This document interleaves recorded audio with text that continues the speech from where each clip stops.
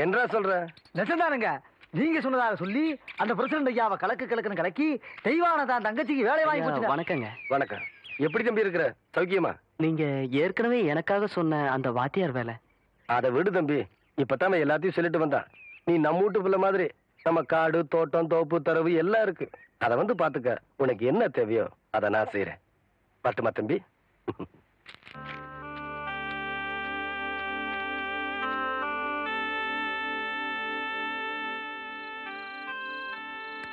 என்னங்க அப்படி யோசனை பண்றீங்க? தான் படிக்க வச்சவனை விட்டுட்டு யாரோ ஒரு பொண்ணுக்கு வேலை போட்டு கொடுத்துருக்கான்னு நொந்து போய் வந்திருக்கிற அந்த தம்பிக்கு ஆறுதலா ஒரு வார்த்தை சொல்லுங்கன்னா. ஒண்ணும் இல்ல சுந்தரி, ஊரான் தோட்டத்து வேலி நம்ம தோட்டத்துக்கு காவல் காக்க வந்திருக்கேன்னு பாக்குறேன். ஐயா, காவலுக்கு மட்டும் இல்லைங்க, கடைசி வரையில உங்க கூட வர நான் தயாரா இருக்கேன். அப்புறம் என்ன மச்சான், அவன் நம்ம பையன் மாதிரி உடனே ஒரு வேலை போட்டு கொடுத்து பாடுவான். பைத்தியக்காரன். நீ அவசரப்படுற. இவன் படிச்சவன். இவனுக்கு வாத்தியார் வேலை கொடுக்காம குமாஸ்தா வேலை கொடுத்து கேவலப்படுத்தி போட்டான் அந்த சின்ன கவுண்ட். தம்பி, உனக்கு என்ன வேலை கொடுக்கணும்னு எனக்கு நல்லா தெரியும். ஆனா அத நீ ஒத்துக்குவேன்னு தான். ஐயா, நீங்க எந்த வேலை கொடுத்தாலும் நான் செய்யறேன். தம்பிதான் என்ன வேலை கொடுத்தாலும் செய்யறேன்னு சொல்லுது இல்ல. உங்க மனசுல உள்ளத வெளிப்படையா சொல்லிட வேண்டியது தானே. தம்பி, நான் உனக்கு வேலை தர போறது இல்ல. நீ வேலை செய்ய போறது சின்ன கவுண்டம் கிட்டதான். என்னங்க சொல்றீங்க? சுந்தரி, நான் எதுக்கு சொல்றேன்னு உனக்குமா புரியல? தம்பி, நீ வேலைய தவசிக்கு செய். விசுவாசத்தை என்கிட்ட காட்டு. சரிங்கய்யா. சுந்தரி, வாங்கிக்கடா. சம்மதம் சொன்னதுக்கே சம்பளம் கொடுத்துட்டாரேன்னு பாக்குறியா? அதுதான் சக்கரை கவுண்டர். என்னங்க? நீ போயிட்டு வாப்பா. வரையா. தம்பி, உன் பேர் என்னன்னு சொன்ன? விசுவாசத்துக்கு எந்த பேர் பொருத்தமோ அந்த பேர் சொல்லியே கூப்பிடுங்க. நான் வரையா.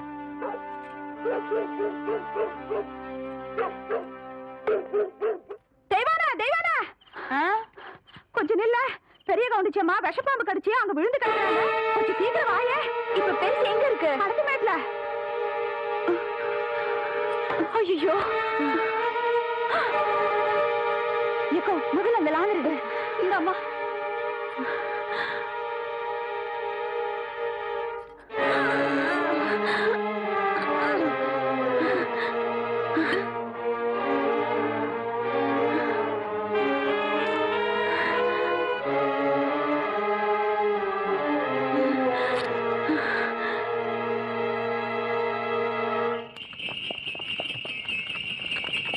கவுண்டரியா, ஐயா ஐயா ஐயா, நம்ம பெரிய கவுண்டிச்ச பாம்பு கடிச்சு போட்டுச்சியா.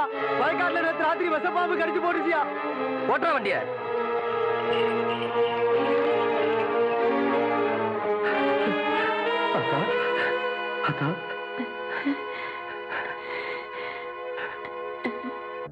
அத்தா, எப்படி அத்தா இருக்க?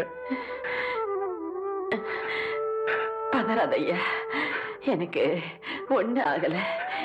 என்னைய என் ஆத்தா காப்பாத்தி போட்டா. யாருன்னு பாக்குறியா? எல்லாம் அந்த சிரிக்கி தேய்மானதா ஐயா.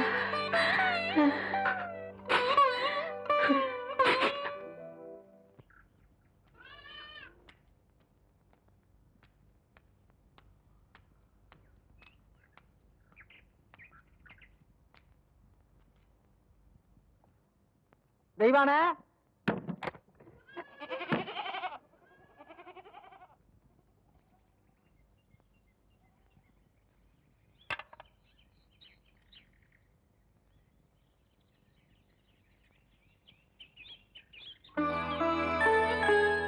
என்ன புள்ள அப்படி பாக்குற? ஐயா, வீட்டுல ஏதாச்சும் விசேஷங்களா? போன ஆத்தாளோட உசிரியே திருப்பி கொண்டாந்தவ நீ ஒண்ணும் தெரியாம மாதிரி கேக்குறியே. எல்லாம் உனக்கு தான் புள்ள. எடுத்துக்க.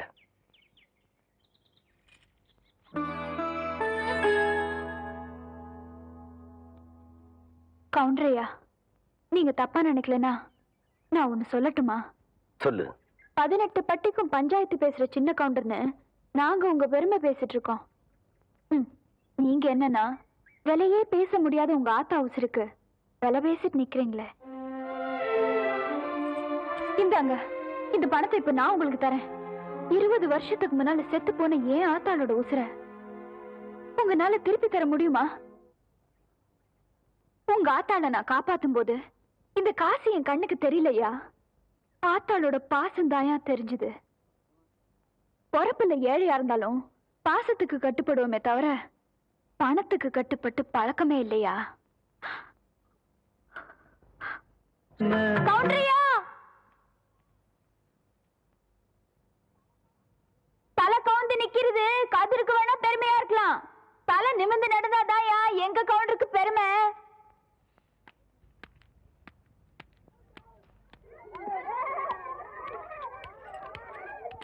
டீச்சரம்மா கொஞ்சம் நில்லுமா. டீச்சரம்மா, பசங்களுக்கு ஆனா ஆவண்ணா நல்லா சொல்லித்தரியான். அக்கண்ணாவுக்கு புள்ளி எங்க வைக்கிறதுன்னு நான் சொல்லி தரட்டா? ஏய், கேக்குறேன்ல. எடுறா கைய. இந்த தொரட்டியால ஆட்டுக்கு இலதலை மட்டும்தான் புடுங்கி போடுவேன்னு நினைக்காத. ஒன்ற மாதிரி தெருநாய்களோட தலையும் புடுங்கி போடுவேன். ஜாக்கிரதை. தெய்வானே, உன் தங்கச்சி மேல கை வச்சு போட்டேன்னு பாக்குறியா? சாரின்னு சொல்லு, உன் மேலே கை வச்சிடுறேன்.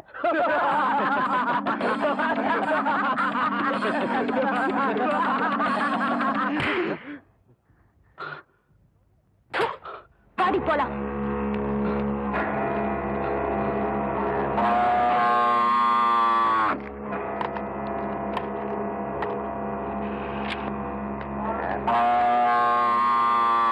என்ன பூச்சி கத்துதே இந்த காளை? சின்ன கவுண்டன் தோட்டத்துல தானே மேய்ஞ்சுது. மச்சான், கணக்கு காலாவதியாய் 3 மாசம் ஆச்சு மச்சான். உள்ள 3 வருஷத்துக்கு முன்னாடி உன் தங்கச்சியை படிக்க வைக்கணும்னு சொல்லி 5000 ரூபாய் கடன் வாங்கினேன். இப்ப வட்டியோட சேர்த்து 15000 ரூபாய் ஆச்சு. எப்ப நீ கட்ட போற? இப்படி திடீர்னு கேட்டா அவ்வளவு பணத்துக்கு நான் எங்க போவேன்? ஏய், நான் ஒண்ணு திடீர்னு கேட்கல. நீ கட்ட வேண்டிய கடன் காலாவதியாகி 3 மாசம் ஆச்சுன்னு கணக்கு சொல்லுது. வாங்கும்போது இருக்கிற அக்கறை கொடுக்கும்போது கூட இருக்கணும் உள்ள. ஏ பூச்சி, நீ காலாவதியான கணக்கு எப்படி வசூல் பண்ணுவியோ அதே மாதிரி இந்த கணக்கையும் இவகிட்ட இருந்து வசூல் பண்ணிக்க. என் மச்சான் என்ன சொல்லி போட்டு போறான்னு புரியல. வாங்கின கடனை என்கிட்ட கொடுத்து கழிக்கிறியா இல்ல என் கூட கழிக்கிறியா அப்படின்னு கேட்டு போ சொல்ற. உனக்கு எப்படி வசதி? உன்ன மாதிரி கேடு கெட்டவனுக்கு முந்தி விரிக்கிறத விட ஊர் ஜனங்க கிட்ட கையெந்திரது எவ்வளவோ மேலு. மொய் விருந்து வச்சாவது எண்ணி 4 நாள்ல உன் கடனை நான் அடைக்கல. நான் ஆவடிக்கு பொண்ணு இல்லடா.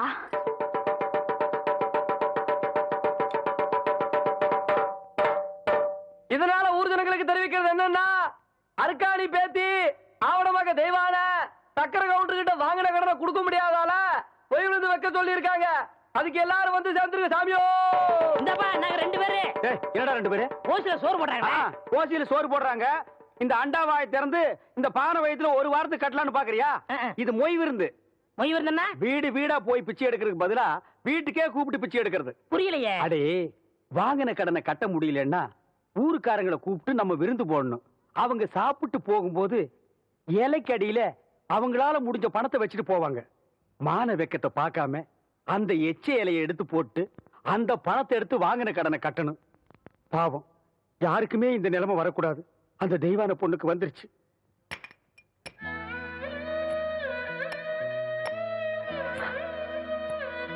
பொய் விருந்து வச்சிருக்கேன். உங்களால ஆன உதவிய செய்யணும். பாத்தியாடா தவசி, ஒவ்வொருத்தருக்கு நேரம் ஒரு தடவை தான் வரும். நீ கொடுத்த பணத்தை தூக்கி எறிஞ்ச சிரிக்கி இப்ப ஊடு ஊடா இறந்துகிட்டு வராளாம். கொடுத்த காசை நோவாம வாங்கி வைக்கிறத விட்டு போட்டு வாங்குற கடனுக்காக வாசலா ஏறி இறங்கிட்டு இருக்கா. கூழ் வச்சு குடிக்கவே வக்கல்லாத கழுத காகரியோட மொய் விருந்து வைக்கிறதுக்கு என்ன பண்ணுவான்னு நினைக்கிற?